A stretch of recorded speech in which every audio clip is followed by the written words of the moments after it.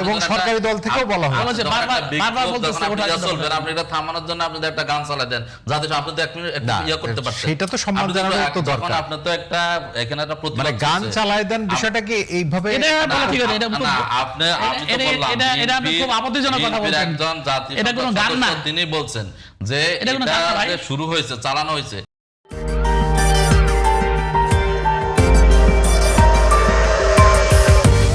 আমাদের পক্ষ থেকে ইলেকশন ইঞ্জিনিয়ারিং এর অভিযোগ করার পাশাপাশি এটাও বলা হয়েছে দেশ এবং জাতির বৃহত্তর স্বার্থে, গণতন্ত্রের স্বার্থে, একটা স্থিতিশীলতার স্বার্থে আমরা সেগুলোকেও মেনে নিয়ে সরকারকে আমরা যেখানে যৌক্তিক জায়গায় আমরা সমালোচনা করব। মানে মেনে নেওয়ার পাশাপাশি কিন্তু আপনাদের ফাইল টাইলও আবার তৈরি হচ্ছে না, ফাইল টাইল হচ্ছে আইনগতভাবে আমরা তো আইনগতভাবে আমি মোকাবেলা করতে পারি, অভিযোগ করতে পারি সেটা, কিন্তু যে মানে এই যে বকুল ভাই ধরেন আপনাদের বিরুদ্ধে আবার ইঞ্জিনিয়ারিং এর কথা আমি বলছি বাংলাদেশের রাজনীতিতে, বাংলাদেশের নির্বাচনে যে আপনারা এর আগে কি হইতো যে নির্বাচন হওয়ার পরে স্থূল কারচুপি, সূক্ষ্ম কারচুপি করার পরে এর হচ্ছে সংসদ বয়কট করা বা হচ্ছে জ্বালাও পোড়া বা হত্যা অবরোধ শুরু থেকে এরকম কিন্তু বাংলাদেশের কালচার কিন্তু এটা আছে, কিন্তু জামাত ইসলাম কিন্তু সেই জায়গায় যায় না। জামাত ইসলাম না 2টা দিন না, নির্বাচনের পরে কিন্তু নির্বাচন পরে কিন্তু একটা বড় সময় গেছে। এবং আপনি দেখবেন যে ইলেকশন ইঞ্জিনিয়ারিং এর কথা ভাই তো বললেন, কিন্তু যে দেশবাসী জানে এবং মানুষের মধ্যে এটা ব্যাপক আলোচনাও আছে।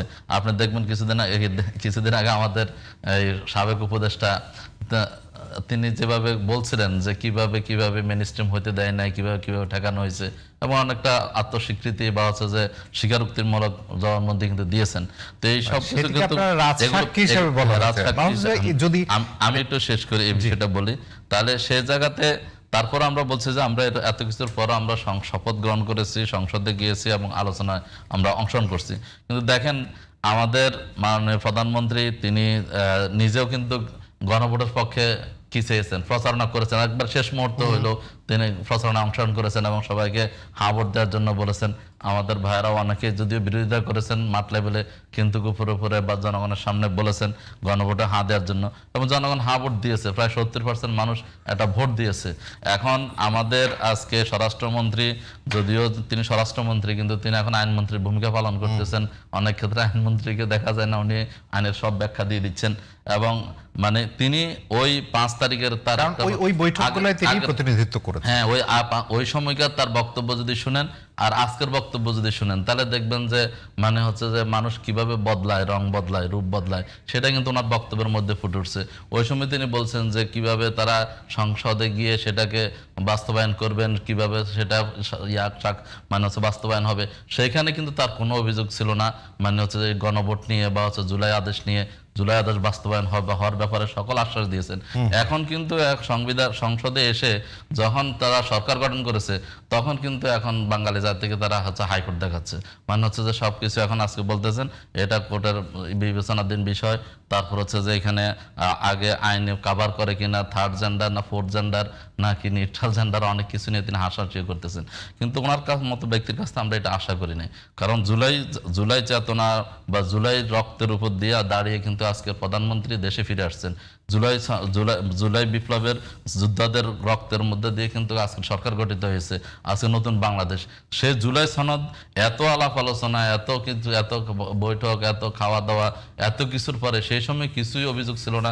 কারণ এখন ওনারা বলেন হচ্ছে যে ওই কথা বললে তো তখন নির্বাচন দিত না। তাহলে আমাদের উদ্দেশ্য ছিল নির্বাচন, কোনো মতে ক্ষমতায় আসা, কোনো মতে আবার ওই ফেসিবাদী কায়দাকে বজায় রেখে একটা হচ্ছে যে মানুষকে আবার সেই আগের সেই ধারায় ফিরিয়ে নিয়ে যাওয়া।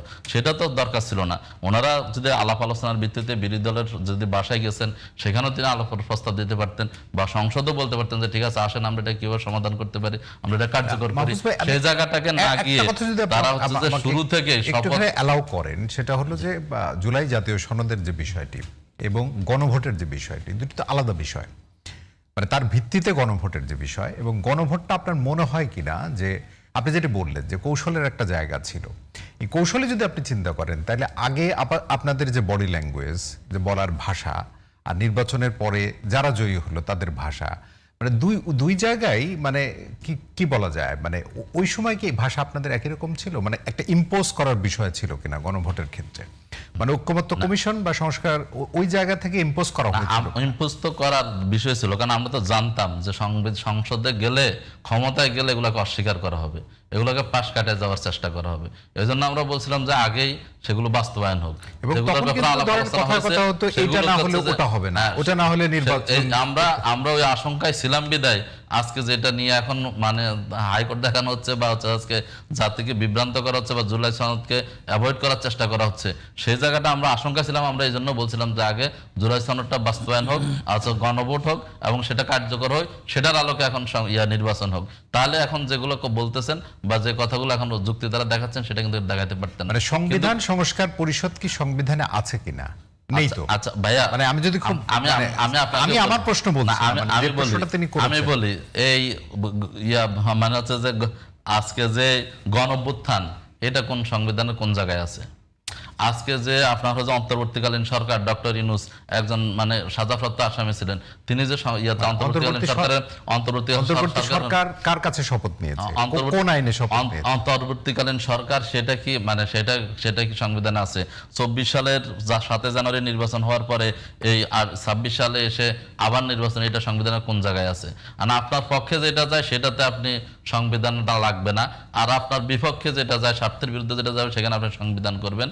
যেমন ওবায়দুল কাদেরের এখন যে আজকে ফেসবুকে আমি দেখলাম খুব বড় করে ভাসতেছে, আমরা সংবিধান থেকে এক চুলো নড়বো না, সংবিধান যেটা নাই সেটা করা হবে না, আইনমন্ত্রী বলতেন, ওবায়দুল কাদের বলতেন। এখন আমাদের স্বরাষ্ট্রমন্ত্রী সেভাবে সংবিধানের দোহাই দিয়ে আমি ধরেন বোঝার চেষ্টা করতেছি অভ্যুত্থানের যে বাস্তবতা, সেটি তো আসলে কোনো নিয়ম নিয়ে হয় না, কিন্তু রাষ্ট্র তার ওই ধারাবাহিকতায় চলতে পারে না। রাষ্ট্র তো একটা স্থিতিশীলতার জায়গায় যাবে, গণতন্ত্রের জায়গায় যাবে। তখন আপনি সংবিধান কি একদম অমিট করবেন কিনা? করা তো হয় নাই। অন্তর্বর্তী সরকার তো শপথ নিয়েছে কার আন্ডারে? না, এই বিষয়গুলো তো হয়েছে না, এখন হয়েছে তো আপনারা বলছেন যে ভুল হয়েছে, কিন্তু হয়েছে তো সবাই মিলে করেছেন। হ্যাঁ, সব এটা বিএনপি ছিলেন না, বিএনপি জানতেন না সেখানে যে ভুল হচ্ছে? সব কি এখন মানে যারা চাইবে তাদের দোষ? তারা তো এত বিদ্যমান, তারা যদি এখন বুদ্ধিমান আইন সংবিধান বিশেষজ্ঞ এত কিছু জানেন, তাহলে এটা যে তখন ভুল হয়েছে তারা তো বলতে পারতেন।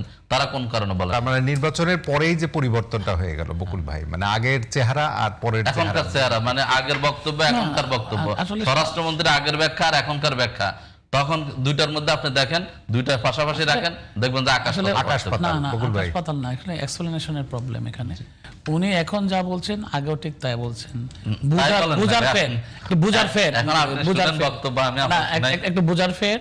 আপনি যদি ডিটেলসে যান, একটু ফাঁক যোগ আছে, ফাঁক আছে বলেই তো আজকে কথা বলার সৃষ্টি করা হচ্ছে। ফাঁক নাই, আপনি মনে করেন ফাঁকটা রইল কেন? সরি, ফাঁকটা রইল কেন, তাই না? এখন আপনি মনে করেন আপনি কি ওই সংবিধান বাদ দিতে পারবেন? আচ্ছা, আপনি সংবিধান বাদ দেওয়া মানে কি 71-কে অস্বীকার করছেন? আপনারা তো চাচ্ছেন সবসময় 71-কে বাদ দিয়ে 24-কে সামনে নিয়ে আসতে।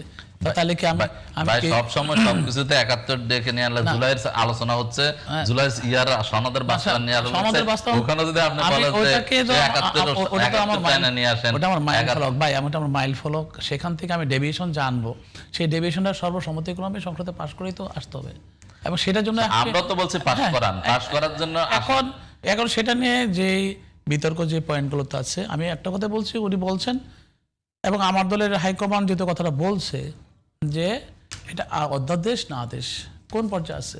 এখন আপনাদের পক্ষ থেকে আলোচনা আসুক এবং আলোচনা হোক, সংশোধন আলোচনা হবে বা আউটসাইডে হতে পারে, কিন্তু একটা সমাধান তো আসবে এখানে, তাই না? সেটার জন্য একটা টাইমলাইন দেয়া আছে, আপনি টাইমলাইনের পরে চলে যান। আলোচনা করতে করতে যদি আপনার 30 দিনের যে কথা হইলো, সীমা দেয়া আছে, সেটা তো মেনেই তো আমরা গণভোট দিছি, সেটা মেনে তো বাংলাদেশ 70% মানুষ গণভোট দিছে। আর আপনি সেটাকে কেন অস্বীকার করতেছেন, কেন অ্যাভয়েড করতেছেন? না, অ্যাভয়েড করে না। এখন যেই না, মাহফুজ ভাই 30 দিনের পরও যে আলটিমেটামটা দেওয়া হয়েছিল, তারপরেও কিন্তু বিরোধী দল বলছে যে আমরা সংসদে এই বিষয়ে কথা বলবো, আলোচনা করব। হ্যাঁ, মানে সুতরাং সংকটটা তো আসলে মানে সংসদেই তো হবে। হ্যাঁ, ওই সমাধান কেউ তো আর এখান থেকে ছেড়ে চলে যাচ্ছে না। সমাধান হবে সংসদে ভাই, এখানে ছেড়ে যাচ্ছে না এক জিনিস। আপনি যখন দেখবেন আপনার যদি গুডউইল না থাকে, সদিচ্ছা না থাকে, আপনি যদি এটাকে এখন মানে কোন একটা অজুহাত দিয়ে, এই যে বাংলাদেশে এর আগে শেখ হাসিনা অনেক কিছু যা তার মানে ইচ্ছা ছিল, অভিপ্রায় ছিল, এগুলো সব কোর্টের ইয়াতে দিয়ে, কোর্টের কাঁধে বন্দুক রেখে সেগুলো বাস্তবায়ন করাইছে। এখন মানে আপনি যদি এখন বলেন যে এখন রিট হয়েছে, রিট করতেছে, এখন হচ্ছে যে সেখানে বা আমাদের জাতীয়তাবাদী আইনজীবী ফোরামের সাংগঠনিক সম্পাদক তিনি রিট করতেছেন। তো এখন আপনি যদি বলেন যে আপনি যদি ওগুলোকে যদি আইনের ইয়েতে ফালাই দেন, এরপর যদি দেখেন যে না এটা সমাধান হইতে হইতে ধরেন এই সরকারের মেয়াদ শেষ, আপনি কিছু করতে পারবেন না, কারণ আপনার আইন আপনাকে হাত বেঁধে ফেলছে। এখন আপনার যদি সদিচ্ছা না থাকে, আপনি জানেন ভোট পাওয়ার জন্য, আপনি সরকারে আসার জন্য আপনি সব প্রতিশ্রুতি দিলেন, মানে জুলাই সনদ মানবেন, সংস্কার করবেন, সবকিছু করবেন, কিন্তু এখন যখন ক্ষমতায় আসলেন তখন আপনি হলেন যে 180 ডিগ্রি আমি খালি তার গণমাধ্যমে যে ধরেন আপনি স্বরাষ্ট্রমন্ত্রীর কথা বলছেন, উনি কিন্তু বলেছেন জুলাই জাতীয় সনদের ব্যাপারে, বাস্তবায়নের ব্যাপারে শব্দ এবং অক্ষর বাস্তবায়নের ব্যাপারে অঙ্গীকারাবদ্ধ। মানে এতে কি আসলে এটা আর বাস্তব চিত্র একরকম না, তাই আপনি বলছেন? না, তাই তো দেখতেছে। কারণ হচ্ছে যে আপনি যদি হইতো তাহলে প্রথম দিন থেকে তো আপনার সেটাকে আমরা একটা মানে সেটা একটা বাস্তব প্রতিফলন দেখতে পেতাম। এখন আমি কথার সাথে বাস্তবের কোনো প্রতিফলন দেখতে পাচ্ছি না, সেই ব্যাপারে কোনো উদ্যোগ তো দেখতে পাচ্ছি না। সেটা যখন প্রথমে সংবিধান এই সংসদ শুরু হওয়ার আগে যেখানে মানে জুলাই সনদ বাস্তবায়নের জন্য জুলাই আদেশ এর মাধ্যমে যে সংস্কার পরিষদ যেটা গঠন করার কথা ছিল, শপথ গ্রহণ করার কথা ছিল, এবং সেটার মাধ্যম দিয়ে 180 দিনের মধ্যে সেটাকে হচ্ছে যে সংবিধানের অন্তর্ভুক্তি করে সেটার আলোকে নতুন সংবিধানের আলোকে দেশ পরিচালনা করার কথা ছিল। তো আপনি সেই ব্যাপারে কি উদ্যোগ দেখতে পাচ্ছেন? কি উদ্যোগ? সেইটার সময় তো চলে যায় নাই, এখন সেটা নিয়ে আলোচনা হচ্ছে। এখন নেক্সট স্টেপ কি আসে সেটা দেখেন, আলোচনা হোক। আমি তো আর একদিনের উত্থাপন আর একদিনের পাল্টা উত্তর দিয়ে আমি সব বলতে পারবো না যে হ্যাঁ কালকে সমাধান হয়ে যাবে। এক কথায় আমাদের দলের হাইকমান্ড থেকে যে সিদ্ধান্ত আসবে সেটা আমরা মেনে নেব, এবং এটা লজিক্যালি হবে, যাতে করে নাকি আমার সংবিধানও ঠিক থাকে, পাশাপাশি সে যে অধ্যাদেশগুলো আছে সেগুলো যাতে ইমপ্লিমেন্ট হয়। এবং এখানে সংবিধানে এমন কোনো জিনিসকে হাইলাইট করা হবে না যাতে করে দেশ একটা খারাপ দিকে চলে যায়, এটা মাথায় রাখতে হবে। এখন যদি আপনি মনে করেন যে আপনার স্বার্থের দিকে নেওয়া যায়, আপনি পিআইআর চাচ্ছেন, হ্যাঁ আপনি পিআর চাচ্ছেন, আপনি আর অনেক কিছু চাচ্ছেন যেগুলো করলে আপনার পক্ষে আমি বলি আপনার পক্ষে আসবে অনেকগুলো জিনিস আছে। পিআর তো জুলাই সনদের পরবর্তীতে এটা তো সবাই মিলে স্বাক্ষর করেন না, এটা তো একমত হয় না।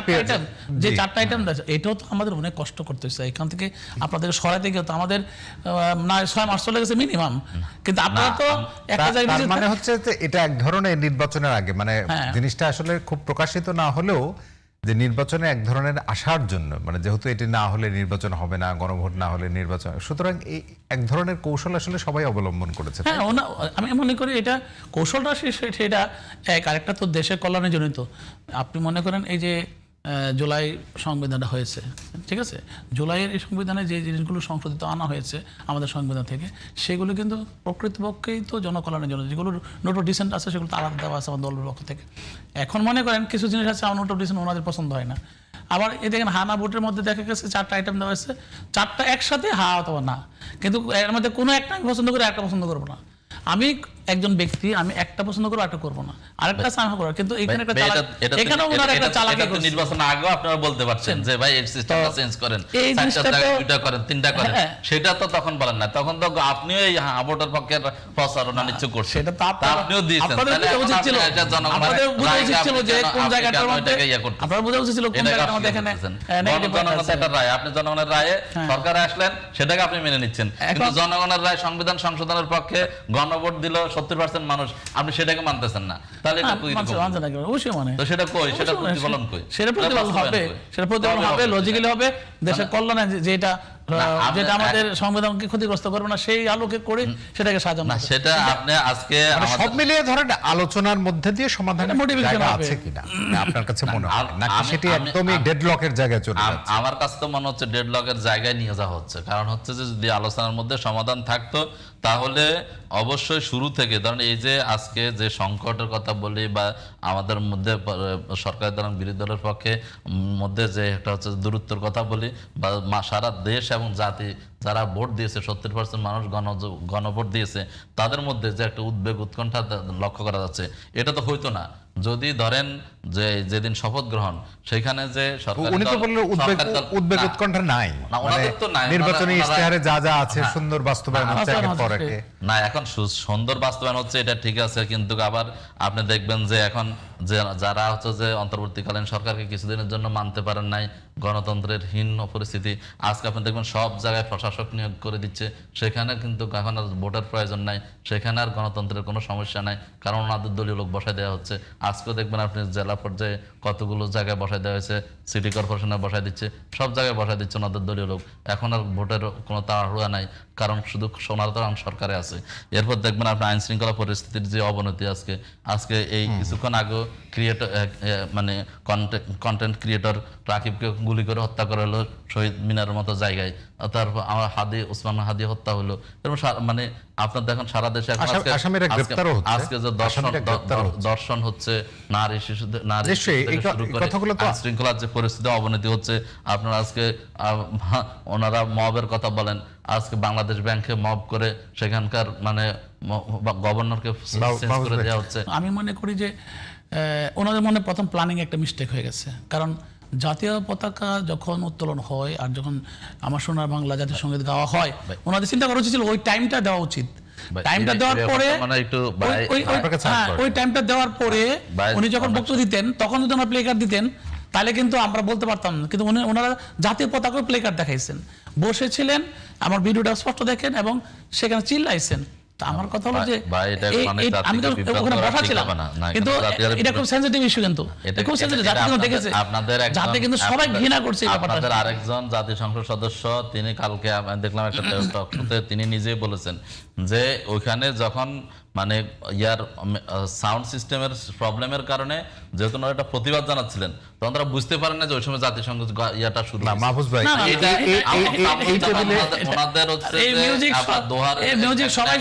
তিনি বলছেন যে এটা আমি তাদের বিভ্রান্ত করলে লাভ হবে না, এটা আসলে বাস্তবতা সিস্টেমের কারণ, সাউন্ড সিস্টেমের প্রবলেমের কারণে তারা বুঝতে পারে না। তখন দাঁড়িয়ে তারা সবাই দাঁড়িয়েটাকে সম্মান দাঁড়িয়েছে। এখন এটাকে আপনি যদি জাতিকে বিভ্রান্ত করার জন্য একটা ইনফরমেশন দেন,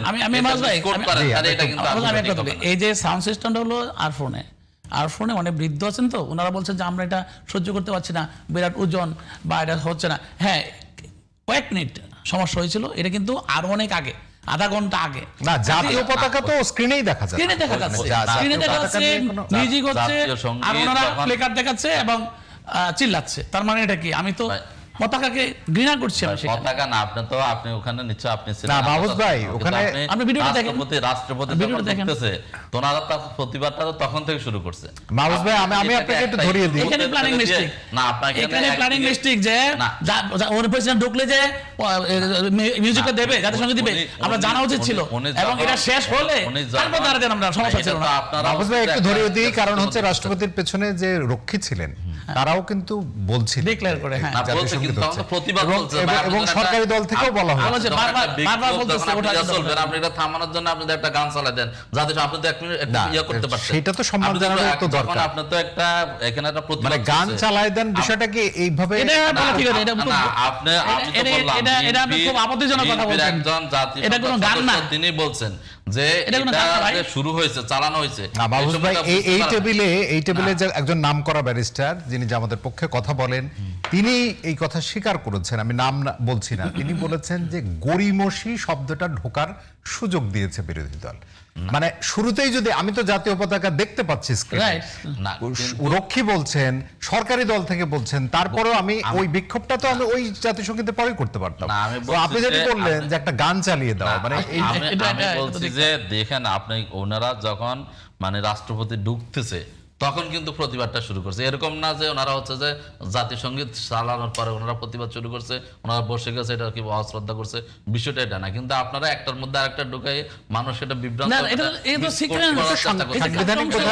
সাংবিধানিক প্রসিডিউরের মধ্যে সাংবিধানিক প্রসিডিউর ঠিক আছে। আমরা তো যে রাষ্ট্রপতির মানে রাষ্ট্রপতির ভাষণ বা রাষ্ট্রপতির সংসদে ঢুকে ওই সময় ভাষণ দেয়, এটাকে তো আমরা প্রতিবাদ, এটা আমি একমত আপনার সাথে, এটাকে তো এটা করতে পারেন আপনি, প্রতিবাদ করতে ওই সময় বিষয়টা তো আপনাকে একটার মধ্যে একটা মানে গুলিয়ে ফেলে এটাকে যদি আপনি মানে ভিন্নভাবে যে জামাত ইসলামী জাতীয় সঙ্গীতকে অবমাননা করছে, জাতীয় পতাকা অবমাননা করছে, আপনি এটা তো মানে পরিকল্পিতভাবে মানুষকে ভিন্ন রকম একটা মেসেজ দিচ্ছেন, এটা তো ঠিক না। আপনি সুযোগটা দিচ্ছেন, আমি আপনাকে বলি আপনি সুযোগটা দিচ্ছেন কেন? আপনি কোন ঘটনা প্ল্যানিং এ যদি থাকতো যে উনি এসে বক্তব্য দেওয়া শুরু করলেন তখন আপনি প্লেকার্ড দেখাইতেন। না অনেক জাতীয় সঙ্গীত শেষ হয়ে গেল। এরকম তো না। এখন জাতীয় সঙ্গীত কিন্তু আপনি বলেন যে ভাই গান, ভাই এই ব্যাপারে কথা বলার ইচ্ছা নাই ভাই। একটার সাথে একটাকে যদি আপনার না, মাহফুজ ভাই আপনি এরকম ভাবে দেখেন কিনা মাহফুজ ভাই, তাহলে তো যে এটা 76% সদস্যই যেহেতু নতুন, একটা অনভিজ্ঞতা হিসেবে আপনি দেখেন কিনা না এটাকে? আমি এটাকে মানে এই অনভিজ্ঞতা বা হচ্ছে যে পরিকল্পিত বা রাষ্ট্রপতি ইচ্ছাকৃত ফ্যাসিস্টের বিষয়টা- দোসর সবকিছু আমি স্বীকার করলাম। আমি বলছি যে রাষ্ট্রপতির যে ভাষণ, আপনি সাংবিধানিক যেহেতু সংসদ পরিচালিত হচ্ছে, আমি বলছি যে রাষ্ট্রপতি Role of ফ্যাসিস্টের procedure. দোসর সমস্ত কিছু অভিযোগ আমি স্বীকার করে নিয়েও বলছি, কিন্তু আমি সাংবিধানিক বাধ্যবাধকতার জায়গা দেখছিলাম, খুঁজছিলাম যে সেখানে বাধ্যবাধকতা আছে এবং এই বক্তব্যটি সরকার প্রস্তুত করে দেন, তিনি পড়েন, অনুমোদিত। কিন্তু এটা না। মানে এটি তো বিরোধী দলও জান। এখন আপনি আমাদের কথা তো হলো আমরা তো এই জিনিসটাকে বিরোধিতা করছি। আমরা তো এই জিনিসটা যে রাষ্ট্রপতি এইখানে এই সংসদে ঢুকে যে ভাষণ দিবেন, তিনি আপনি কি রাষ্ট্রপতিকে, এখন ওনারা রাষ্ট্রপতির মানে আমাদের মির্জা ফখরুল ইসলাম আলমগীর সাহেব বলছেন 4-5 জন ওনাদের রাষ্ট্রপতি হওয়ার মতো লোক আছে, আরো বেশি আছে, আমরা এটা অস্বীকার করি না। কিন্তু কথা হচ্ছে যে এখন কেন তারা আইনের বাইরে যাবেন, কেন তার মেয়াদ কি শেষ হয়েছে কিনা, এখন এই কথাগুলো তো মানুষ কষ্ট পায়। আমরা দেখলাম সংস্কার করতে করতে মুখে ফেনা তুলে 1.5 বছর শেষ করলো। যে সংস্কারগুলো আমাদেরকে বলা হয়েছিল যে তাহলে বললে চলতো, এই কাগজ এই পয়েন্টে আমরা সাইন করে দিই, এত বছর নষ্ট করা দরকার ছিল, কারণ এতে করে আমাদের বিজনেস ক্ষতি হয়েছে প্রচুর, দেশে অর্থনীতি অনেক ক্ষতি হয়ে গেছে, ব্যবসায়িকভাবে ধরেন সেখানে তো remittances আসছে। আমরা শেষ করবো, আমরা শেষ করবো। বকুল ভাইকে দিয়ে শেষ করবো। এখন বকুল ভাই। আমাদের কথা হলো যে সংস্কার করতে করতে আমরা এটা করতে, যে আপনি আরেক বছর পার করেন, আমি যদি সুশাসন না দিতে পারি, আমি যদি মানুষকে মানুষের অধিকার, তাহলে কি আমি এটা বন্ধ রাখবো? আমি কি এটা বন্ধ রাখবো? আপনি দেখতেছেন আপনার কাছে খারাপ, ভাই আপনার কাছে খারাপ লাগছে যে ওরা জনপ্রিয়তা অর্জন করেছে, এই যে আপনার হাতে কালি মুছে নাই, অথচ সব সুবিধা কিন্তু দেওয়া শুরু গেছে, ফ্যামিলি কার্ড, বিজয় কার্ড, কৃষক কার্ড, তার মানে কি সেটা তো মানুষের চাহিদা অনুযায়ী বিএনপি কাজ করছে বলে আপনারা সহ্য করতে পারতেছেন না। রাষ্ট্রের আমরা কিন্তু আর বিতর্ক করার সুযোগ নেই। তাদের বেতন বাড়ার পরিবার সেখানকার ফান্ড নিয়ে এসে এখন আপনি ফ্যামিলি কার্ড দিচ্ছেন,